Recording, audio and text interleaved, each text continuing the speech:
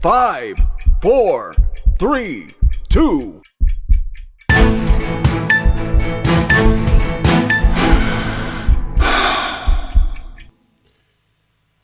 Good evening, everybody. Jeff Colson here from the Junior Hockey Advisor. Welcome to Sunday night. Welcome to our Ask Me Anything session. I'll take some time to talk a little bit about what we do, why we do it. And I say that because, once again, this group just amazes me. I asked for some help a couple shows ago, a couple live streams ago, for grabbing some more audience as we're trying to grow this. We're moving into the world of sponsorship soon, so we can keep this as a free content program.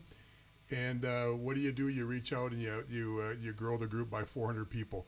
Thank you so much. We're nowhere near where we got to be. We just eclipsed, I believe, 4,200 on our discussion group. If you remember correctly, it was not even a month ago we were in the 2000s. So the group is growing like crazy. Thank you so much for your help on that.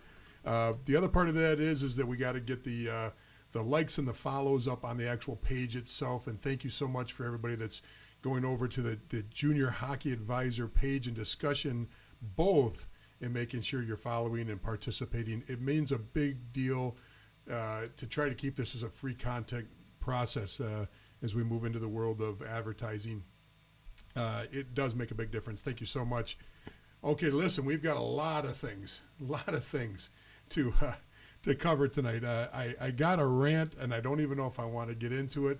Tonight, it's all about trying to talk about, your preparation.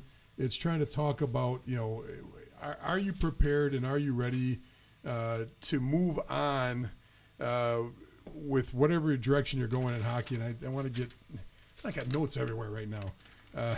Priorities.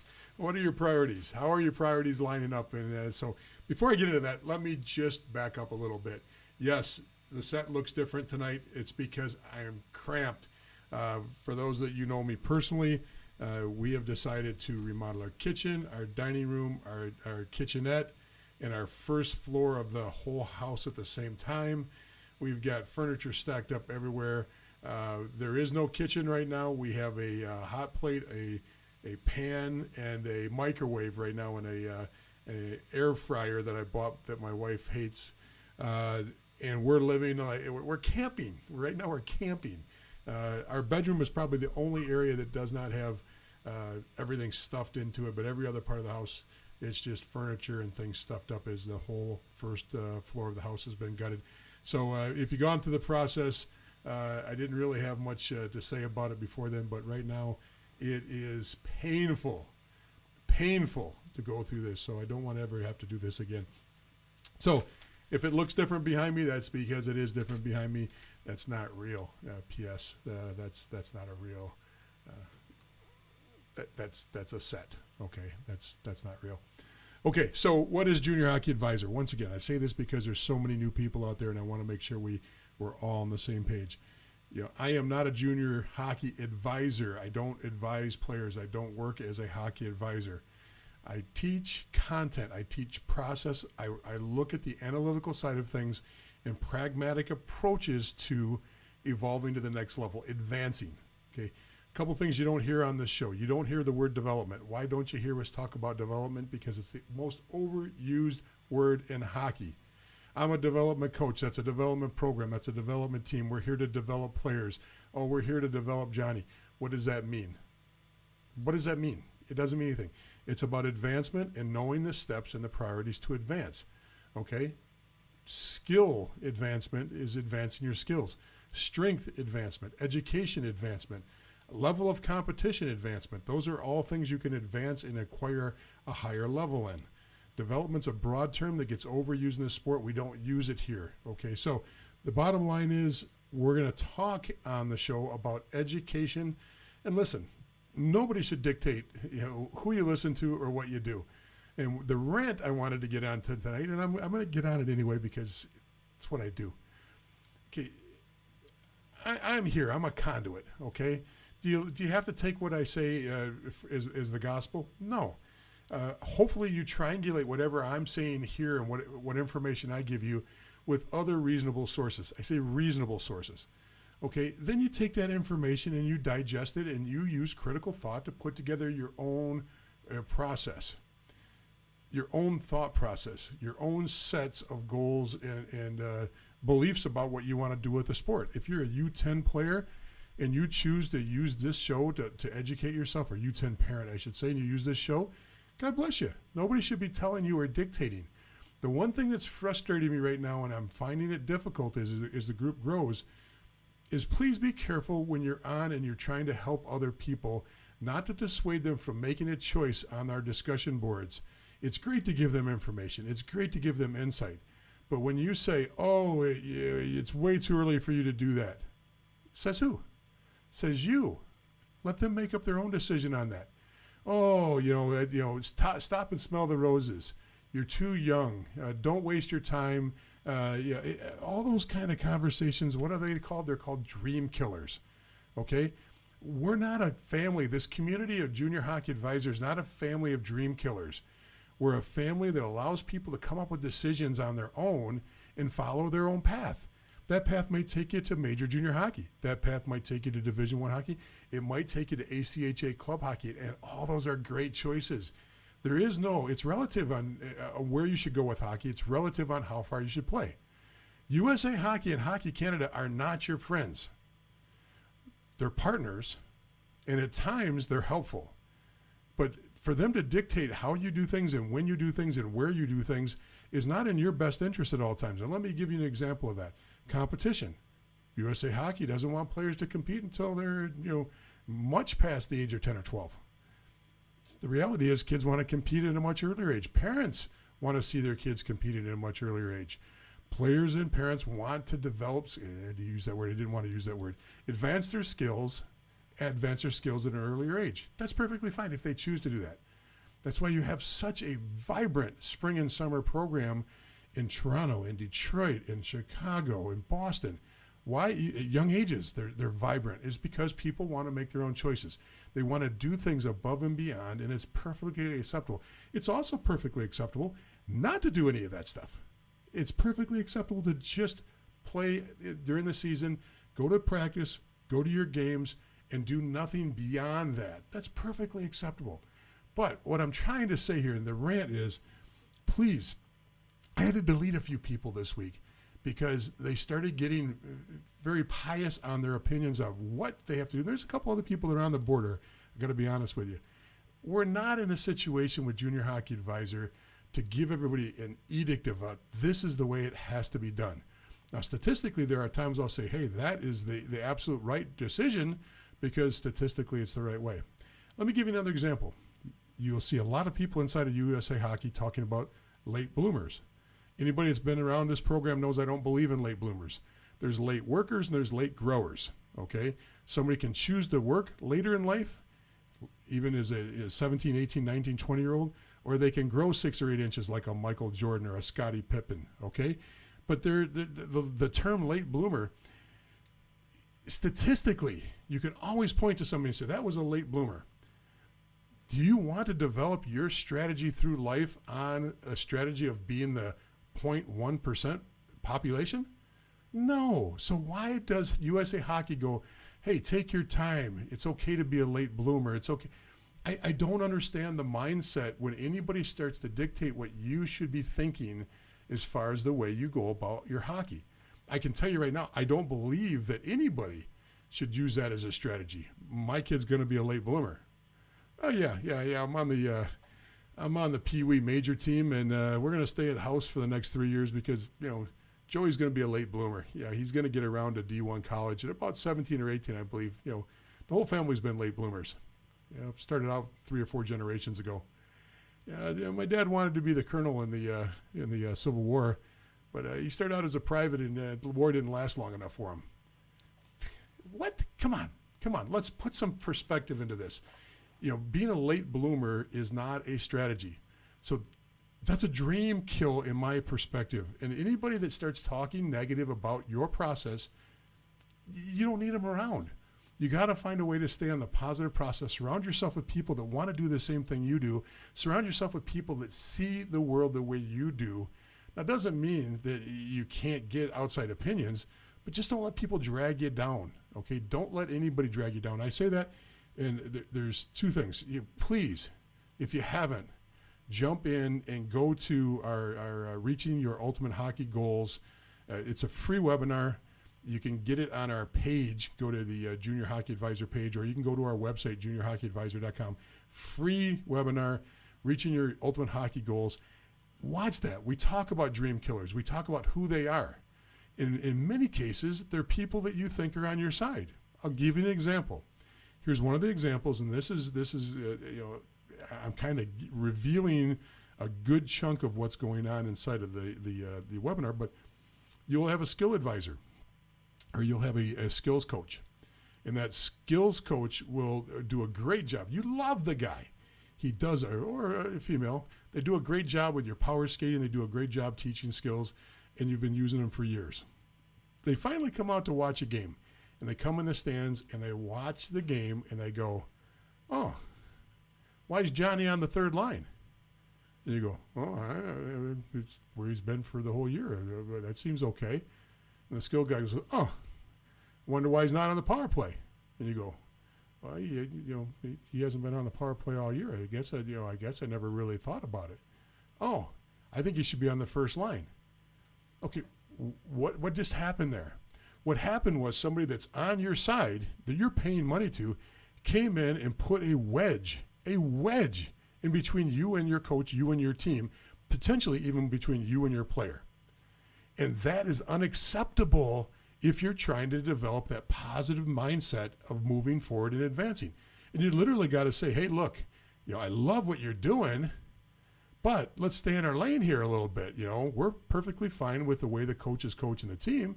I'm just thrilled on what you're doing. But, to come in and do that is really just upsetting the apple cart. We don't want that. And most will understand that. The professionals would never do that. But there's a lot of people that think that because they teach in the skills area that they automatically become, the de facto coach, and they can outthink the coach. I can honestly tell you that, usually if you're watching in the stands at any level, even if you put an NHL scout in the stands watching a U14, 16, 18 game, they know 10 or 20% about what's going on. They can get the general ideas, but they don't know what's going on in the social makeup of the team. They don't know about the disciplinary issues of the team. They don't know about the goals of the team. They don't know what's going on in the behind the scenes. So you can't make those kind of assessments just coming out and watch. So be careful with dream killers. Dream killers are the biggest hurdle you have when you're building this process. They can get between mom and dad. Dream killers get between mom and dad all the time. That's the other mom having a cup of coffee with the wife up in the stands and going, oh, well, your husband thinks you should be doing that. We're not going to do that. Okay, and all of a sudden, the wheels come off, and it doesn't matter what it is. It could be doing a clinic, the extra practice, putting a $5 bill on the card to the coach for his birthday, whatever it is.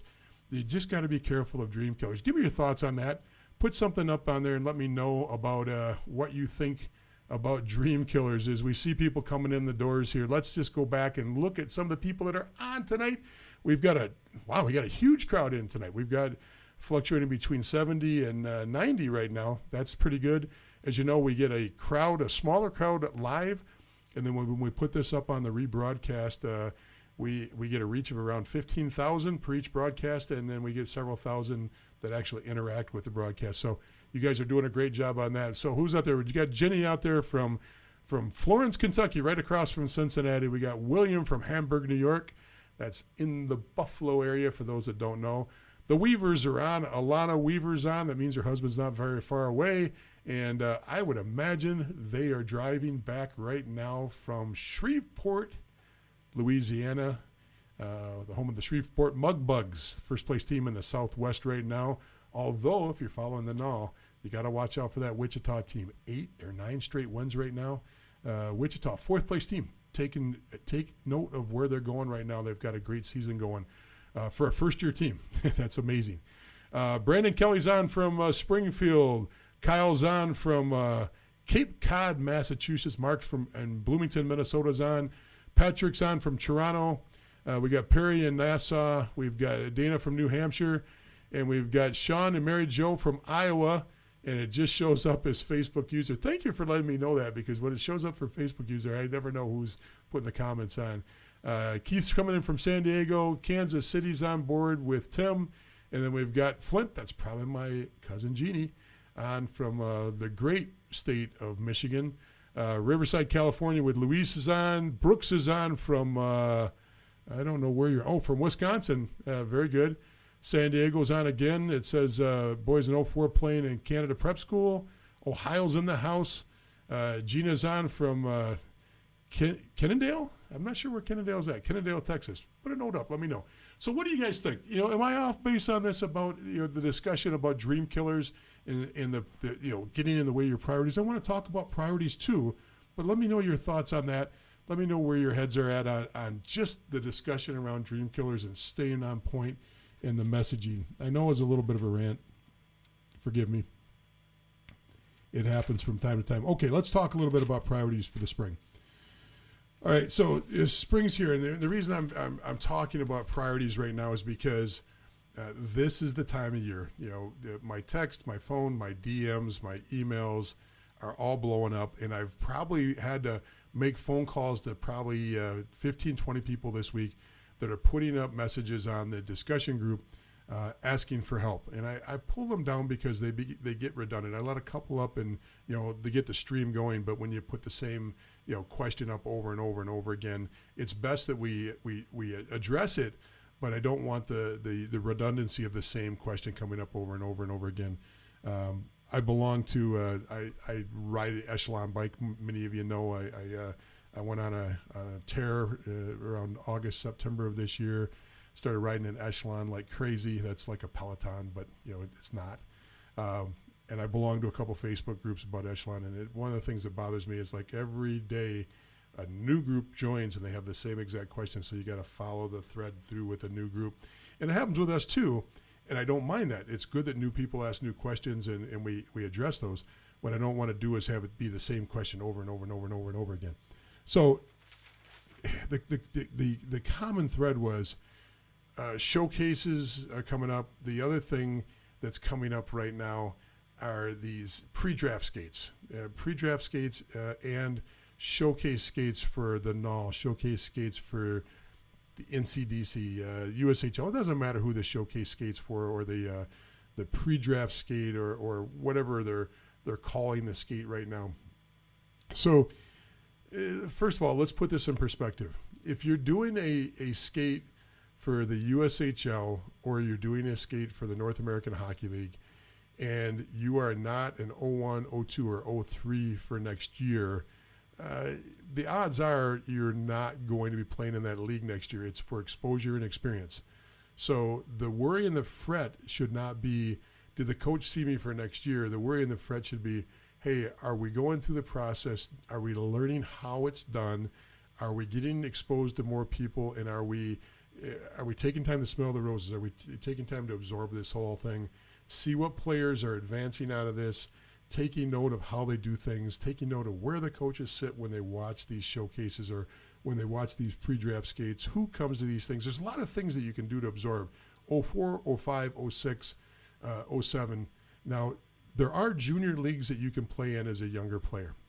But right now, I've shown you this statistically. It's easy for you to do. Pull up elite prospects.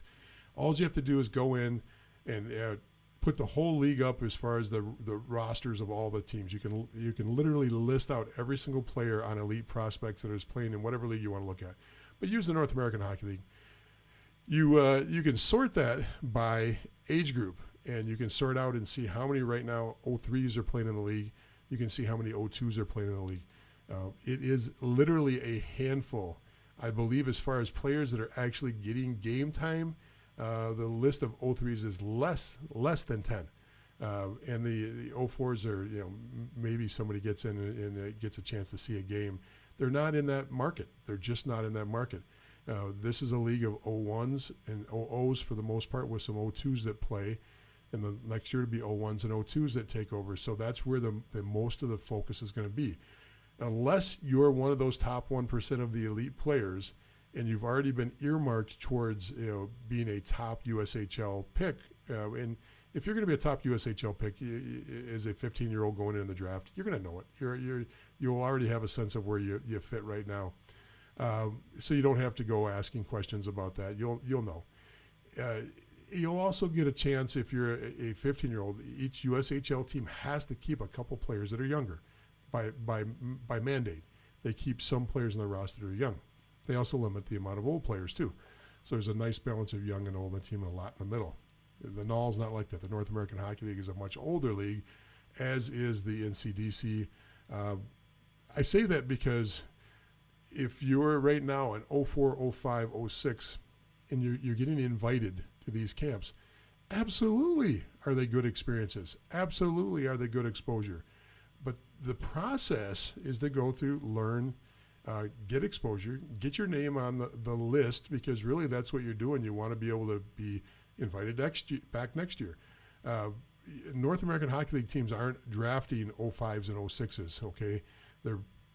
I highly doubt you'll see an 04 drafted in the North American Hockey League draft. Once again, if you want to verify what I'm saying, just go to Elite Prospects, pull up the North American Hockey League draft, see what years were drafted last year and the year before, and you can get a good sense of what the ages are. But it's an older league, so you'll see that most of those players are older when they get drafted. But the other thing you have to understand is drafts are important in some leagues. The USHL draft is important for many, many reasons, because if you get drafted into the USHL, you are now getting phone calls and texts and emails from Division I schools congratulating you on being drafted into the USHL, because they take note of those things. They all of a sudden put you on that list, and you are part of that group that's being watched, okay?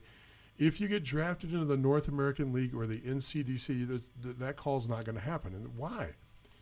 Well, it's because the North American Hockey League draft and the NCDC draft are offset by a different part of the process. And what is that? That is the tendering process. So you don't see as many tenders in the USHL because the tender process in the USHL costs you your first round draft pick. If I'm in the USHL, and what a tender is a tender is just an agreement between the player and the team. The team says, if you play in this league, you'll play for us. We're gonna claim your rights. And the player says, if I'm gonna play in this league, I'm gonna play for you.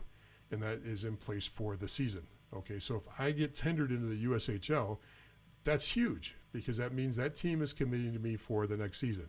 That means that they've got a spot for me. They want me. They're not going to waste a tender on a player that they're not guaranteed that they're going to insert him in the roster next year. I mean, that could change if things were colossally screwed up, but most likely that's not going to happen. In the North American Hockey League, the draft is offset by tenders. In the NCDC, the drafts are offset by tenders. Tenders are the ability to go out and build your roster before the draft. Tenders are happening right now in both those leagues. In fact, they're happening in other leagues like the BCHL and the AJHL too. Okay, that means that players coming out of U16 and U18 are actually tendering with teams for next season. Now, tenders outside of the USHL, a tender is not a guarantee that you're going to make the roster next year, but it puts you ahead of the drafted player. So if I'm tendered, let's just make up a scenario. I'm tendered with Johnstown in Pennsylvania. I get tendered by the team, and I'm coming out of U18 hockey. That means that they have said, okay, if you play in the league, you're going to play for us. And I say, okay, if I'm going to play in the league, I'm going to play for you. And I am guaranteed a spot in the main camp. Still got to pay to go to the main camp, but I'm guaranteed a spot in the main camp. The drafted players are also coming in, but they're coming in after me. So the tenders are put in place, the draft picks come in. So you can see that technically a drafted player is anywhere from 7, 10, 11, or 12 as far as the pecking order of players that were prioritized for the next season. Because if a team has 8 or 10 tenders first, and the NAHL does have a large amount of tenders they can use, North American Hockey League, that means that draft pick, even their first round draft pick, technically is the 11th pick on the team, if you think about it that way and you put it into perspective. Now, there's some strategy that means that really isn't the way it works, and the strategy is you protect players that you might not have an opportunity to tender. You'll see North American Hockey League teams actually draft a player out of the USHL, out of the BCHL, out of the NCDC, out of Europe, because they want to have the rights in case that player comes out of the other league and wants to play in the North American Hockey League. So you're not going to tender a player that's on a roster for the USHL, but I might draft him just to protect it, so that if he doesn't work out, that he's going to be it basically forces them to come to you and work through you if they don't things don't work out with them, whatever team they're in, the BCHL or the USHL. Hope that helps. Hope that makes a little sense on how tenders and drafts play in there. But remember, as far as the age, your priority is not really at a younger age to put the emphasis on making a team at the junior level at the higher levels. Now, what are the higher levels? Let's just back up a little bit and make sure that we're all on the same page. Everybody knows the USHL. Now, we're not talking about major junior in Canada. That argument is not on the table. There is major junior hockey. In the U.S., for college-bound athletes, that's considered professional hockey. It's if you're sitting here from a perspective of a Canadian, if I'm in the Toronto market, I don't necessarily see it that way, and I understand your point. But for the sake of this discussion, we're not going to talk majors. We're just talking about the other leagues. Number one, USHL. Boom, it's here. It's as high as you can get. Below that is the BCHL and the North American Hockey League, and they're close. They're right there, nipping on the heels of the USHL. The BCHL has a lot of players that end up in the NHL. The North American Hockey League develops a lot of Division I talent and pro talent too. Now, because of the compression and the lack of teams this year, those leagues, the USHL and the North American Hockey League especially, are just ripe with talent. There's more talent than you've ever seen in the North American Hockey League this year. The AJHL, the Alberta Junior Hockey League, statistically is your fourth best league as far as NCAA output per player capita.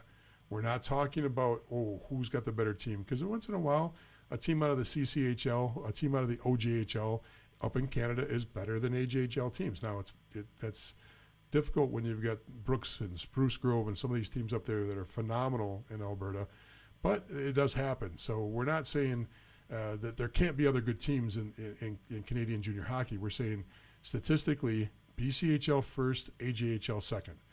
But those four teams, USHL, North American Hockey League, BCHL, and AJHL, make up 90% of your Division I commitments, okay? Statistically, that's where you're going to be playing.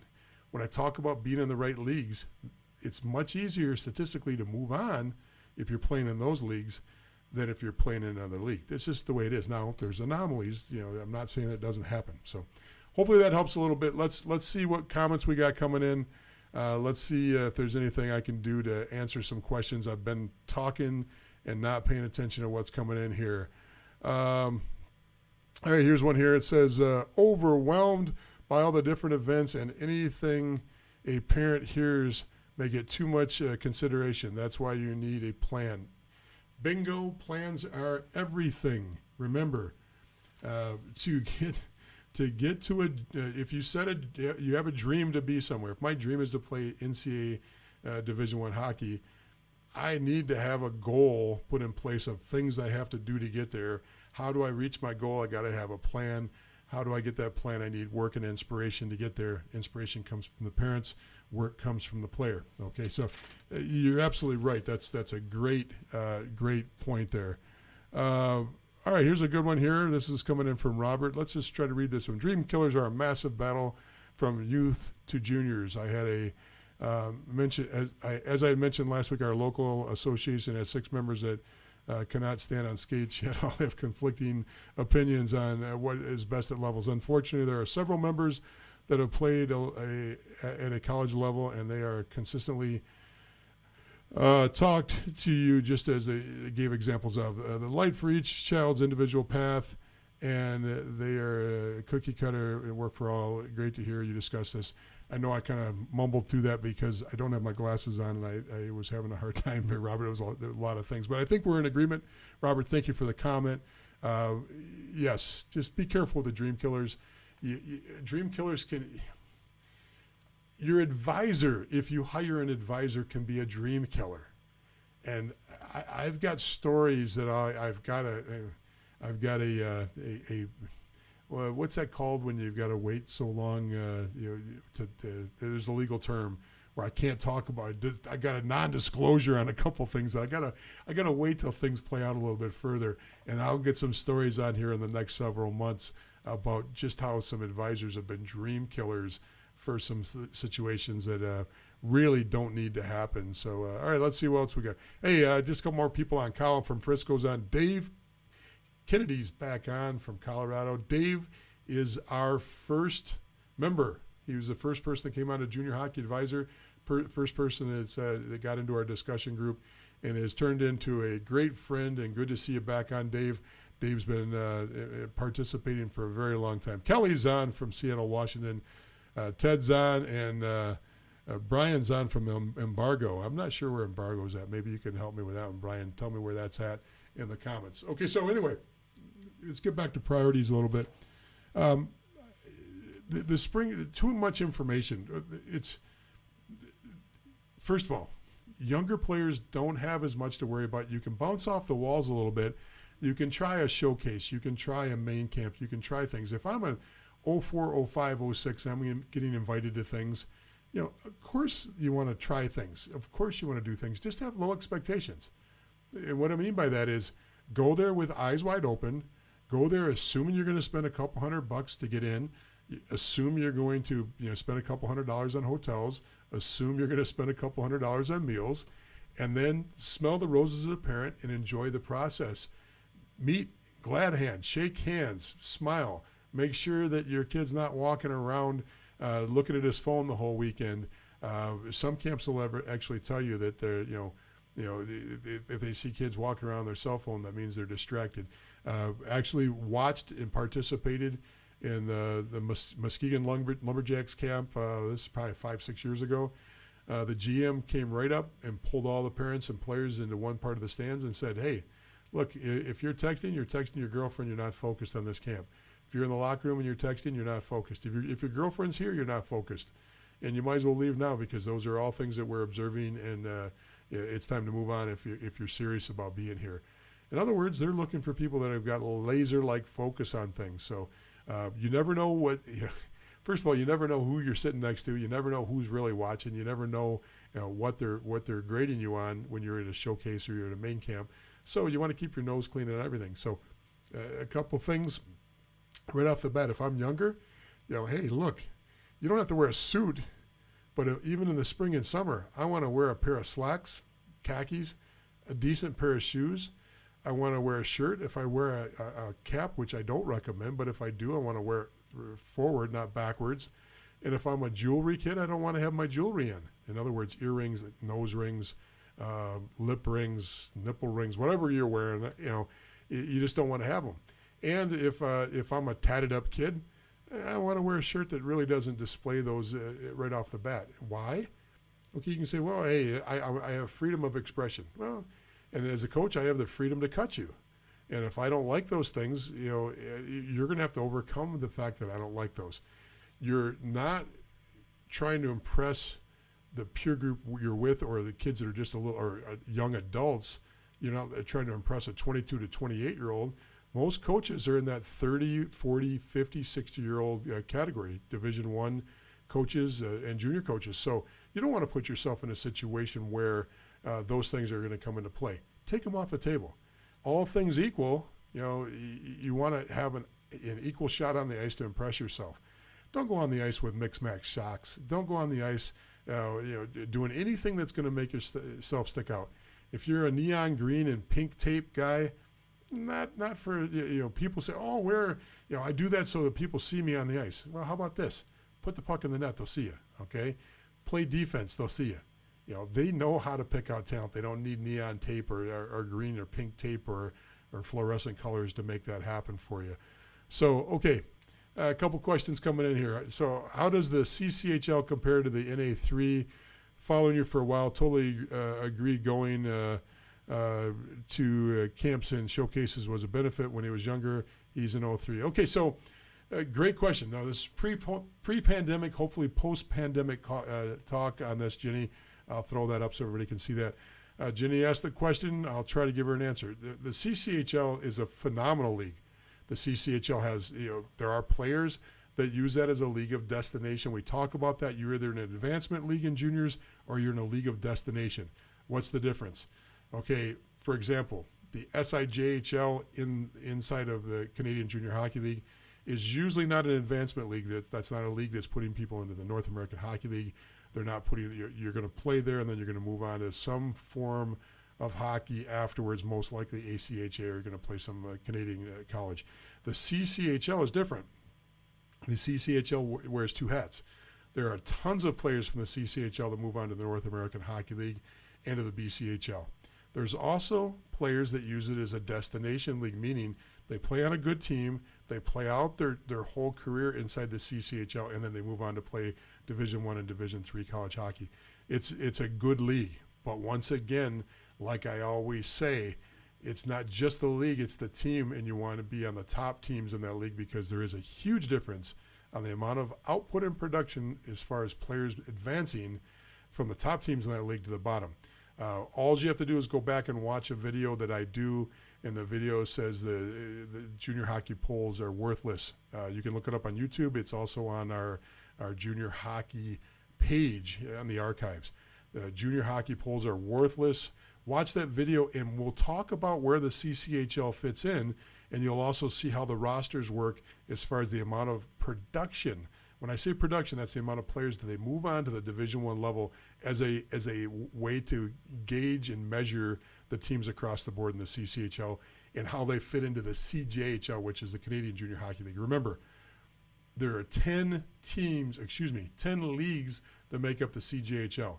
The CJHL is coast to coast. That's your junior A band of hockey inside of Canada. Very similar to, on the top end, it's somewhere between the North American Hockey League and the USHL. The bottom end of the league is like the USPHL, Premier and Elite, both, and it can get a little bit different there. So it's a very broad band of talent on these teams. Why I say those polls are worthless, especially when the CJHL puts out a poll that puts an SIJHL team in the top 10. Come on. Come on. The league's got its place. The SIJHL has got its place. I respect the league. They do a great job. Every year they get better. They're doing some things that are good for kids. They're good for hockey. They're good for junior hockey. But you can't compare it to a BCHL franchise. There's just absolutely no comparison. One puts out 10, 12, 14 Division I players. They have NHL draft picks on their rosters. The other doesn't. Okay, that's just the way it is. So hopefully that helped a little bit on that question. Thanks for the question, Jenny. As far as how does it compare to the NA3? The top end of the CCHL is as good as some North American Hockey League teams. So your top 2, top 3 every year will have a handful of Division I commitments on the roster. The bottom teams are right in the mix with the NA3. So it splits the fence, but it is a good league. You have to do your homework. Elite Prospects is how you do that homework. Go on to Elite Prospects, pull up their rosters, just reverse engineer it. Look where those players are coming from. Look where that team goes. You can scroll down to the bottom of Elite Prospects when you pull up the team pages, and it says, where do these players go? And you can see where all the players have gone over the last few years that are still currently active playing. So you can see, are they putting out Division I talent? Is this team actually doing what they say they can do? Because the Elite Prospects is an unbiased source. It's pretty good. There's not much garbage that goes in, so there's not much garbage goes out. It's pretty spot on accurate, and it's pretty detailed. Use that as a source to do your homework on the league if you're looking at that league. Okay, let's see. Okay, Brian says, my O2 goalie was called to join a USPHL elite team on Tuesday. It's just for the last 12 days of the season. Hey, that's good, Brian. No problem with that at all. Take advantage of it, enjoy it, and have some fun with that. Going to, is it wise for him to get into some, same Brian kind of added on here. It says, going further, is it wise for him to get into some showcases soon? As an O2, yeah. So as an O2, first of all, congratulations. You get in there and get some USPHL elite experience coming at the end of the year here. That's awesome. Clearly, you want to be trying to get into a main camp at the premier level. You want to try to see how you do at the premier level. So I'd be reaching out to premier level teams. You might even reach out as an O2 to some of the NCDC teams and see if you can get yourself into some of those camps. But showcases a main camp as an O2. You've got to be participating, and it's as much as you can handle until you've got a read on where you fit and where you've got offers from. So unlike an 04 and 05 where, hey, a couple are okay, test out the water, 02, the clock's ticking a little bit. It's not, ticking to the point where the wick is getting close to the bomb. You still got a long wick yet, but it's ticking. You're now talking about 2 seasons to finalize where your ultimate goal is. So good for you, and yes, take advantage of those. Okay, the next question is, do you believe the NCDC will be stacked again next year as it was this year because of the pandemic? The NCDC did a phenomenal job of picking up some players in this, and once again, and they will actually tell you about it, which is good. I mean, they're one thing that the NCDC does is they market well. They always have, and so no, I don't believe they're going to be as stacked. You're going to always see the Boston Junior Bruins. You're always going to see the Hitmen do what they do. They're built that way. Once in a while you'll get somebody else that'll jump up there. The New Jersey Rockets will come up. Connecticut will pop in once in a while, and the Islanders will rocket up there once in a while. But nobody like the Junior Bruins and the Hitmen. They're always stacked. Historically, they're the established franchises in there. They're the core franchises inside of the NCDC. What the NCDC did was clever this year. You had a lot of players that were headed to the BCHL coming out of prep hockey. BCHL was not an option for a lot of the American preps, and if you paid attention and watched our show and watched our videos, you know that there's over 100 great Division I hockey players that come out of prep hockey that play in the BCHL. The BCHL and the USHL split the top talent coming out of prep hockey on the East Coast. Not all the best players go to the USHL, and it's an anomaly. I don't know why. I mean, it's relationship building, and it's people knowing people, and the relationships that the BCHL built in prep going back 15 and 20 years supersede the relationships that the USHL are trying to drive in and the inroads they're trying to drive in. The USHL is doing a good job of getting those prep kids to come, but the BCHL has done a really, really good job.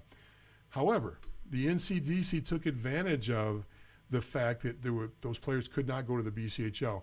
So they picked up some talent that would never go to the BCHL, or never go to the NCDC normally. These prep players wanted to play. And what happens a lot of times, and a lot more than people want to admit, is those players that shunned the USHL to go to the BCHL when everything shut down with the pandemic went to the USHL and said, we'd like to come in. And the USHL said, no, we're good. No, we're good. And basically turned their back on some really, really good talent. So they ended up in the NCDC and they ended up in the North American Hockey League. So kudos, especially probably the team that took advantage of this the most is the Boston Junior Bruins. Out of location and relationship building with great hockey talent in that area and staying close to that talent, even though those players weren't part of their organization. When the opportunity came up, those players jumped in and started filling rosters in the NCDC. So do I see that happening again post-pandemic? No, I really don't. Could it happen a little bit because now this has changed the image of the NCDC? Maybe.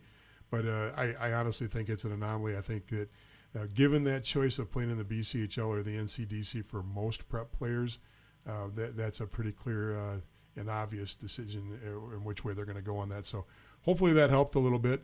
And thanks for the question. That's a good one. Let's see what else we got here. Instead of having college hockey as a goal, if an 18-year-old player wants to play in Europe post-junior, what is a good strategy? Yeah, that's a great question. It doesn't come up very often. Now, you'll see the players at U18 that usually go over. Now, I know of one or two. Now, you can go all the way back to Matthews and some other players in the NHL that actually used Europe as a strategy. But, sans that super, super elite, NHL level talent, An average U18 player usually doesn't look in that market. You don't see many Americans playing in Europe as much as you do seeing the Europeans come over to the States. And the reason why is because of the pull to be around the college hockey, the NCAC, even college club in Division III is big for a lot of Europeans. So I think it's phenomenal. And there are some advisors that works specifically on filling those spots.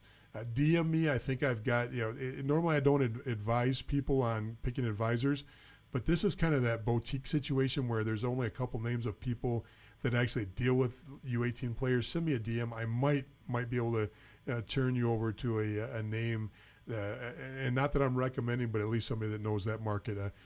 I don't know much about U18 players moving that way. I've heard about it. Honestly, I think it's great. I think getting that experience and exposure would be phenomenal. So, but DM me on that one. That was going to be a hard one for me to answer without, just trying to blow some smoke up your rear end on that. Okay, what do we got here? What can you tell us about the CCM Showcase? Okay, well, I got to be careful about actually getting into the actual names. I'll tell you this. The CCM Showcase in Colorado is chock full of college coaches. You can say that it's a money grab. You can say that it's a factory. You can say there's too many players there, but there's college coaches there. If it's used properly, it just like the pre-draft showcase, just like the pre-drafts in Detroit or Boston, just like the Beantown, just like some of these other events. I'm not going to tell you one's better than the other one, but I can tell you that if it's used right and effectively, it can work for you. Meaning, go out there to get exposure, get your name on a list. Glad hand. If there is a seminar, a breakout clinic, or a seminar for players, you go. If there's a breakout group for parents, you go. You sit up front, you take notes, you smile, you thank people at the end of the meeting, you greet them when they walk in the room, and when they're walking in and people are milling around, you put your hand out and shake it. You don't have to, you don't have to brag about your kid there. You don't have to, try to give all your stats out right at the beginning of the meeting. But you want to be known as friendly. You want to be able to be known as somebody who wants to be informed, and your player needs to be the same way. So yes, take advantage of the event if it's feasible for you to take advantage of the event. There's college coaches there. There's junior coaches there, and they're all, well, I can't say that every college coach is there looking for players. Some are there to get a paycheck and to spend the night in the hotel bar with their buddies, and that's just the way the game's played. But the vast majority are there because they need to fill teams and they need to build that roster, and they got to come back with some production so that the head coach will let them go back the next year. So yeah, absolutely, I would say that if it fits in, use it. Okay, so we've got another question here. It says, didn't a lot of Canadian kids also go to the U.S. PHL because they couldn't play in Canada? Yeah, Perry, there was some. I wouldn't say the number was astronomical, but you did see some movement in there. You actually saw a slight decrease in the amount of Canadians that went to the North American Hockey League. USPHL, they saw probably more than they normally would take in a year, but it wasn't astronomical numbers. It wasn't like there was a flood, and rightfully so. The same reason why the CJHL, meaning the OJHL, the CCHL that we talked about earlier, the AJ, the BCHL, the same reason you didn't see a lot of Americans going across the border one way. Parents just didn't want kids in foreign countries during this whole thing. Canadians don't want to be in America. If the pandemic got worse or the borders shut down, they want access to their kids, and rightfully so. The Americans going up to Canada felt the same way. So you didn't see as much as you think, but there was a little bit of an increase, Perry. All right, so let's see here. Due to the travel restrictions, we are Canadian. My 03 will not be able to attend U.S. Summer Showcases. Are there any Canadian showcases, American junior teams find players? That's a great question, Danny. I got to be honest with you. There are few events that are showcases that are in Canada that American coaches attend regularly. The biggest event in the spring is the OHL Cup that's played in the Toronto area for U15s. You'll get a lot of exposure there, where the D1 schools and the top D3s, maybe a couple, but all the D1s, major D1s, will go to the OHL Cup and have a presence there, along with the OHL. Of course, they've got all their scouting staff there, but That's probably the last major event. Now, you'll get some tournaments and showcases for 16s and 17-year-olds, but for an 03, that's going to be tough. Do me a favor, DM me that question. I can't guarantee you a response to it, but if anything pops up that I can think of, I'll be glad to share it. But I don't know of many showcases. Now don't get me wrong, a U.S. coach will go up and work a camp. He'll go up and help a buddy out, or if he's Canadian, he'll go back up and spend a few weeks so he can go to his cottage. But usually that's not the case where there's major events. So, but DM me if anything comes to mind, or if anybody else out there thinks of something that I'm missing on that one. Feel free to chime in. I'd like to know myself on that. Next question is, do you know anything about the pre-draft showcase in Foxborough, Mass? How is the scouting at this event? Okay, so I talk about these things all the time. Lisa, that is an extremely important question tonight. First of all, there's hubs. What do I mean by hubs? There's hubs where showcases are held that are hubs where coaches get in and out of easily. Boston is surrounded by Division I and Division III schools. We're not talking, in Michigan, you've got Michigan State, you've got Northern Michigan, you've got Michigan Tech, you got 5-6 D1 schools, and you literally have 2 Division III schools.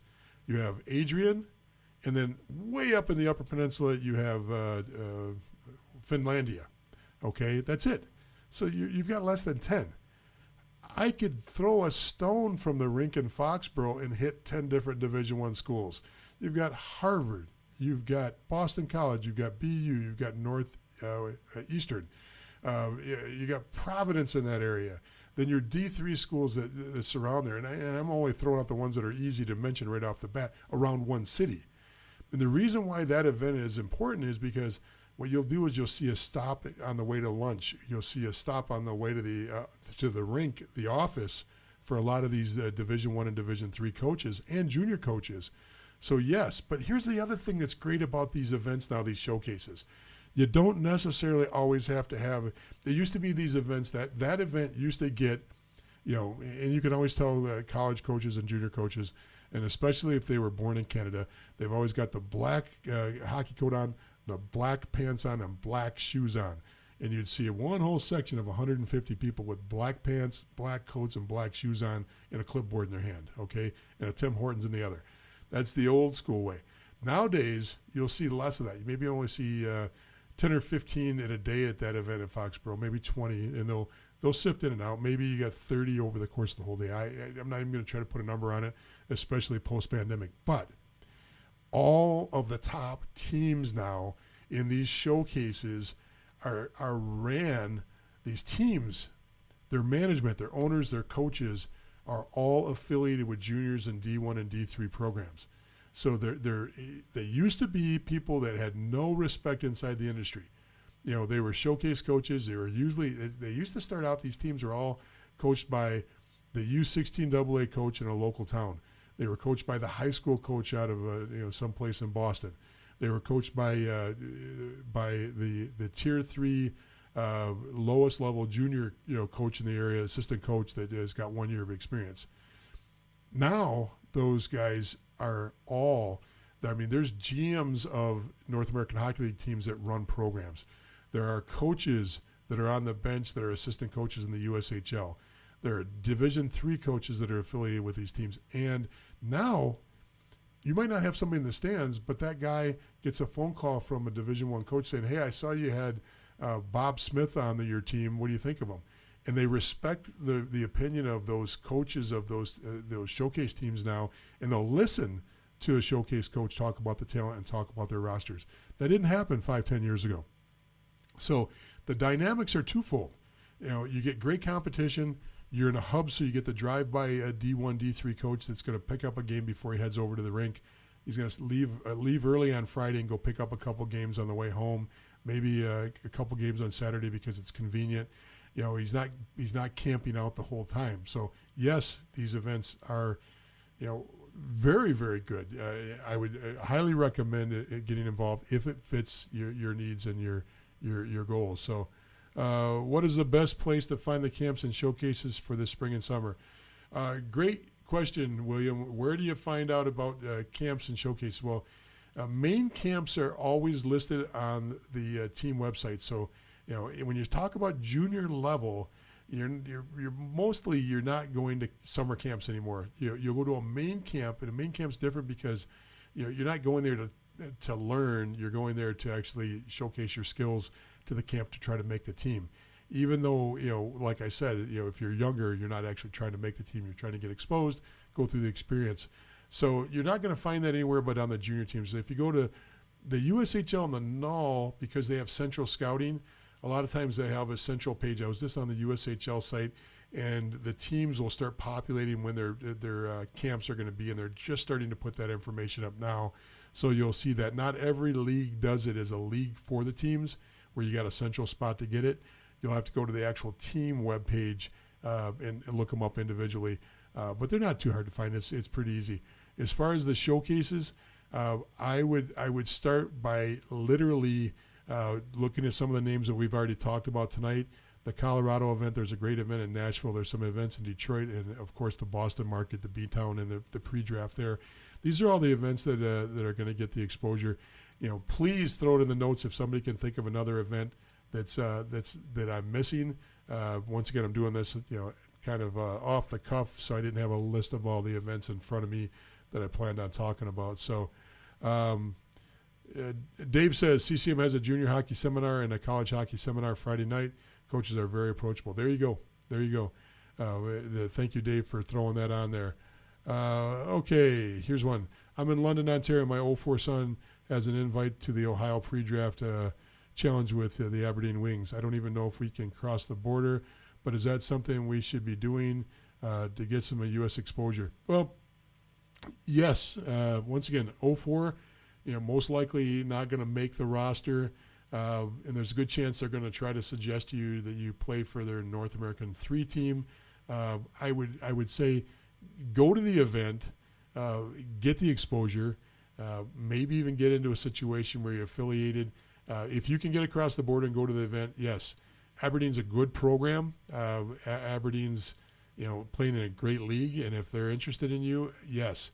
Now, keep in mind, just because that you get an email to a camp doesn't mean you're on the short list. It just means you're on the camp list, and it's up to you to put yourself on that short list if you're not already there. Because no matter what, this is still a business. Camps need to be filled. Clinics need to be filled. Showcases need to be filled.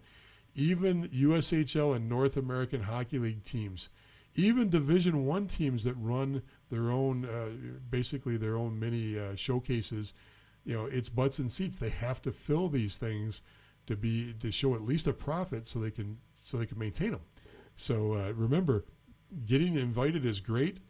Getting invited and making a difference is up to you, and that's the part that I really can't help you with. So, okay, let's jump on here. I'm an 04 and I'm trying to play D1 hockey. I'm playing 16U AAA next year and have an invite to the Hitman NCDC main camp. Do you think that'd be a good event to attend? Once again, I cannot say enough about attending main camps as a young player. Absolutely, if you get an invite to a camp, first of all, parents, put the mindset away that my kid's 16. There's going to be 20-year-olds in the camp, and I don't want my kid exposed to getting their butt beat because junior players all fight. You will see a fight in a main camp. It's inevitable. There are going to be players that will fight there. You will never see a 20-year-old, unless he plans on just getting kicked off the ice and kicked out of the building. You'll never see a 20-year-old pick a fight with a 16-year-old. 16-year-olds come in with cages on. There's a written and unwritten rule. You don't even have to tell a 20-year-old not to go start a fight with a kid with a cage on because they know they're the younger kids. So you don't have to worry about that part of the process. Once again, you're talking about one of the better programs in the NCDC. That's a program that can skate with any team in the USHL and the North American Hockey League. That's a good program. Smell the roses. Get in, get exposure, see what's going on. Does it mean anything at this point? No. An invite at that age doesn't mean a thing. However, who knows? Maybe they pull you aside. Maybe they do have true interest in you. You'll know when you get there. by how they treat you. Are you being treated with a little bit extra TLC? Is the coach called you in for a little bit of a one-on-one talk? Then you know you really got interest. If not, going through the exposure, getting in that door is important. Now it's up to you to actually make something happen to it, okay? Let's see what else we got. Okay, Dave says reach out to him. Dave is a great source if you want any information on the CCM. I agree with that. Okay, here's one. Here's a good one. What is the main difference between pre-drafts, combines, and main camps? Awesome. Perry, are you the script writer? Because I need one. I need a producer. That's like just teeing it up, man. That's a perfect question at a perfect time. Okay, let's start off. Pre-drafts are in this hand here. Combines are sitting here. I don't have a hand for that. They're down my chin, I guess. And then over here we got main camps. Let's take main camps first. Main camps are driven by the team, the individual team. Main camps are what is the ultimate source. So if you go to, well, let me back up, okay? Main camp is usually held last. To get to the main camp, you're either going to go through a pre-draft or a combine unless you got a direct invite to the main camp. So if you go to a pre-draft, that can be either ran by the league, that could be run by a team or a series of teams, or it can be a private organization. The term pre-draft is a pretty loose phrase out there. Some of the pre-draft showcase in Boston has no affiliation with any particular league. It's a pre-draft for all the different drafts. Okay, they just use the phrase pre-draft, and it's become very popular and very well attended over the years. But there's a lot of coaches that will invite you to main camp out of that pre-draft. So pre-drafts are kind of standalone. Now, with that said, combines are either run by the league or run by individual teams prior to their main camps. So to go to a combine, an NAHL combine or a USHL combine is always done before their drafts. I'm not saying a lot of players get drafted out of combines. You're looking for the diamond in the roughs in the combines a lot of times, especially the USHL combine. They already know who they're going to put their drafts in for the top 5, top 8 drafts. However, the main camp is where you want to be. Now, you get an invite to a main camp, it means nothing except you got an invite there. To be honest with you, you get drafted by a team, getting to the main camp is all that draft does for you, because they're going to take, let's say the main camp is made up of 6 or 8 teams of players, and that's normal. Minimum 4 teams, top in 8 or 10 teams is what gets invited by a team. BCHL, AJHL, North American Hockey League, NCDC, Premier level, it doesn't matter. You're going to get a combination of teams that play round-robin games. They do some testing and some workouts. They do some different things. Then they pick an all-star team at the end, and sometimes 2 all-star teams, and then they put their final 30-man roster together out of that. So coming in midsummer, they've built their roster that they're going to go into the fall when they start their training camp in the fall. So main camp gets you into training camp if you make it to that 30-man roster. So once again, if there's 20 players on each team and they're carrying 6 teams, that's 120 kids. They're going to whittle down to 30 or approximately 30 kids. Okay, so once again, that draft and that tenders are a little different. Most tenders are going to be protected draft picks, and invitees are fighting for a spot. Now, you can get cut as a tender if you don't step up to the plate, but most likely they put their homework into their tenders. So main camps get you into the fall. Then once you get to the fall, you go from a 30. Now this year was different because of the pandemic, but you go from your 30-man roster down to a 25 or 23, depending on what league you're in. Before that league, the number is set for the year. Okay, so hopefully that helps a little bit. But you're all those events get you exposure. Main camps at the higher levels. You go to a main camp for the NAHL. You go to the main camp for the USHL. You're always going to have college coaches watching. You're always going to have lower level junior coaches, either affiliated programs or other junior programs, watching for cuts and watching for players that don't make it. You go to a premier USPHL premier main camp, most likely they're not going to be a bunch of other coaches. Maybe some elite coaches will be there from the USPHL, but that's about the way that works. So hopefully that helps a little bit. Lisa has one more question. I have the opportunity to either attend the BU High School Prep Showcase with the Chowder Cup or the Chowder Cup. Which one would you recommend? It's 6 of one, half dozen of the other. You're appeasing to two different audiences that are all going to end up in the same place, but you're really they're both going to be well attended for people watching. So really, it's a flavor du jour, especially if you're younger. And at least I'd have to go back and look again to see what age you were. But if you're younger and you're prep bound or you're in that mode, then the prep programs will be watching the high school kids to see if they can pick up or cherry pick a younger high school player. But it's 6 of one of the dozen of the other. And once again, it's like lemmings. They flock in different directions every year. Some years, all the talent goes to the Chowder Cup. Some years it's at the pre-draft. Some years you'll see it all over at the prep showcase. So I wouldn't read too much into which one. You might have to do a little homework and see where the flavor du jour is this year between the event. Okay, how long do we go here? We went a whole hour already, folks. Hopefully this has been helpful. If there's any other questions, I'll jump into one last question. And while I'm kind of rambling, do me a favor, though. We've been doing a great job. Stay positive. Don't be dream killers on the website. Don't be a dream killer in general. Be that person that's going to promote and support decisions on your team, your teammates' decisions, your other parents' decisions, even if it doesn't sound like your direction where you're going to help or where you're going to head and what direction you're going. Support them and expect that same kind of support back. Please go to our Facebook group, not the discussion page, but the group. Like and follow it for me. It means a lot to us right now to get as many likes and follows on the group. And join the discussion page if you're not a member of our discussion group too. If you haven't used YouTube yet, you can go to Junior Hockey Advisor, watch the YouTube videos we got there. There's a ton of content there. And of course, juniorhockeyadvisor.com. There's content on there, and there's some written content on there, and there's some downloadables that aren't available anywhere else. You can always grab the free webinars. One is on how to hire a junior hockey advisor. The other one is how to reach your ultimate hockey goals. We talked a little bit about that tonight. Grab those products, use them. I find a lot of times if you get those 2 webinars under your belt, and you can do them both in one night if you really wanted to. Get those 2 webinars under your belt. First of all, you can print off a really nice certificate that says you completed them. Isn't that great?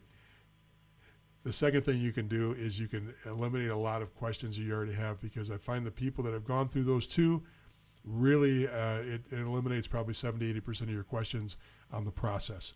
So have a great night. Next week, I got to tell next week, folks. Next week is huge. It's a marathon. It's a Junior Hockey Advisor marathon. We're going to start at either 5 or 6 o'clock. We'll put this out. We're going to spend a whole hour talking about girls hockey and girls hockey advancement and how the process works. Yes, this guy right here, 3 state championships as a girls hockey coach. Yeah, I don't look like a girls hockey coach, but I love girls hockey. Okay, actually. Came 1 goal away from beating Asabat when Asabat was a dynasty. Lost to him 3-2 in the national championship game as a coach. Probably one of the most fun runs I've ever had as a coach was coaching girls hockey. Love coaching girls hockey. We're going to spend from 1 hour on girls hockey. We're going to spend 1 hour. It's a marathon. It's a marathon next week. We're going to spend 1 whole hour on 10 to 12-year-olds, just talking to 10 and 12-year-olds about the process, about education, about getting on track and what you can learn now to set yourself up. The things that you and I didn't learn, if you know a U10 or U12, let them know next week's a great week. Share this information with them, pass it on. I'll put out an invite so everybody can use that to share to other people. Then we're going to spend 1 whole hour just on 15, 16-year-olds, 14, 15, 16-year-olds. 1 whole hour on that. Then we'll go into our normal Ask Anything. 4 straight hours. It's a marathon, a Junior Hockey Advisor next week. We're going to really hit hard and try to get into some of these things because it's that time of year. Coming into spring, people need information. We're going to be there for you. We're going to try to give you as much information to help you make decisions as we possibly can. Thank you so much for participating tonight. Thank you for your questions. Without you, this doesn't work. Invite your friends. Share this. let's try to grow this organization and grow this group and this family. Have a great night. It's great to see everybody. Take care.